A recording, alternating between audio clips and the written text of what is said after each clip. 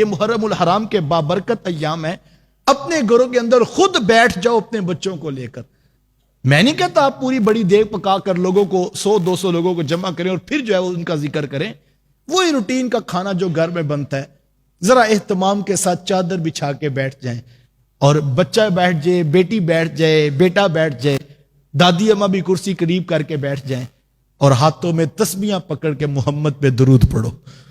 آل رسول کے تذکرے کرو، اہل بیت رسول کی محبت باتوں باتوں میں ان کو بتاؤ کہ بیٹا ہم جن کے ساتھ پیار کرتے ہیں وہ تو اتنی طاقت والے تھے، وہ اتنی استقامت والے تھے کہ انہوں نے دین رسول کا پیغام ہم تک پہنچانے کے لیے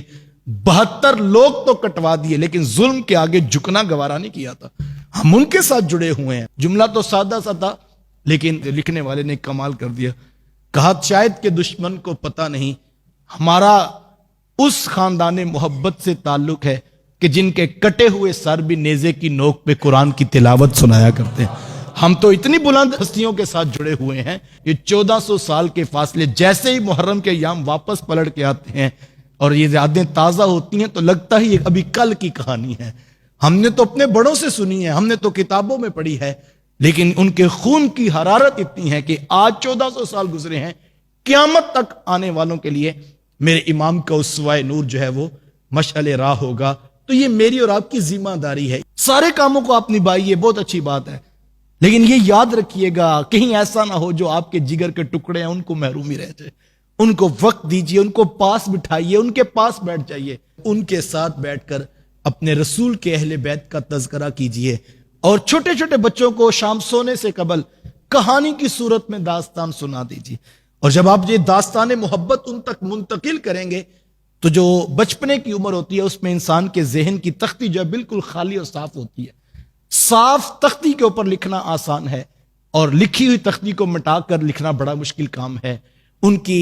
دلوں کی سادہ سی صاف ستھری پاکیزہ جو تختیاں اللہ نے ان کو عطا کی ہیں، ان کے اوپر نام لکھا ہو تو اصحاب رسول کا لکھا ہو، ان کے اوپر نام لکھا ہو تو آل رسول کا لکھا ہو، ان پہ نام لکھا ہو تو اہل بیت رسول کا لکھا ہو، ان کے اوپر نام لکھا ہو تو گنبد خضرا کے مکین کا لکھا ہو۔ یہ ہم نے کام کرنا ہے، اور یہ ہماری ذمہ داری لگائی گئی تھی۔ آقا کریم علیہ السلام نے 3 کاموں کی ذمہ داری ہمارے اوپر لگائی ہے، فرمایا اپنی اولاد کو 3 چیزیں ضرور سکھانا، حب نبیکم، اپنے نبی کا پیار سکھانا۔ مجھے مخاطب کر کے، آپ کو مخاطب کر کے کہا گیا اپنی اولاد کو اپنے نبی کا پیار سکھانا۔ آپ لاکھوں کے کاروبار دیں، آپ کروڑوں کی جائیدادیں بنائیں، آپ ہر بچے کا ایک پلاٹ بنائیں، آپ ہر بیٹی کے لیے ٹرک بھر کے جہیز دیں، میں آپ سے جو ہے وہ اختلاف نہیں کرتا، حق حلال کا ہو تو یہ باعث برکت ہوگا، لیکن میں اتنا ضرور کہتا ہوں یہ سب کچھ نہیں دے سکے، آپ نے ان کی دل کی تختی پہ محمد عربی کا نام لکھ دیا ہے۔ آپ کو مبارک ہو، آپ نے ان کے سینوں میں حضور کا پیار داخل کر دیا۔ وحب اہل بیت ہی، اور میں میرے اہل بیت کا پیار سکھاؤ، اور اہل بیت کی محبت میں اصحاب رسول بھی شامل ہیں، اور اس پر مجھے اور آپ کو محنت کرنا ہو۔ تیسری بات فرمائی وتلاوت القرآن، اور قرآن مجید کا پڑھنا سکھاؤ۔ ایک طرف فرمایا اہل بیت کی محبت سکھاؤ، اور دوسری طرف فرمایا کہ قرآن کا پڑھنا سکھاؤ۔ ظاہری بات ہے جب قرآن کا پڑھنا سکھاؤ گے تو قرآن خود فرمائے گا والذین معہ اشداء علی الکفار رحماء بینہم،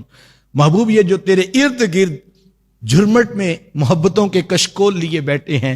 اللہ اکبر، محبوب یہ آپس میں پیار کرنے والے ہیں، یہ آپس میں محبت کرنے والے ہیں۔ تو یہ عنوان جب قرآن بچے پڑھیں گے تو ان کو خود بخود اصحاب رسول کی عظمت سمجھ آئے گی، ان کو خود بخود اہل بیت کی جو ہے وہ رفعت سمجھ آئے گی۔ آئیے اس کام میں مشغول ہو جائیے۔ علماء نے لکھا اس بات کو، کہا کہ نفل پڑھنے سے افضل ہے کہ آپ اپنی اولاد کی تربیت میں مصروف ہو جائیے۔ محرم الحرام کے یہ حریت کے ایام مجھے اور آپ کو پیغام استقامت دیتے ہیں۔ میدان عمل میں اتریے اور اپنے حصے کا چراغ روشن کیجیے۔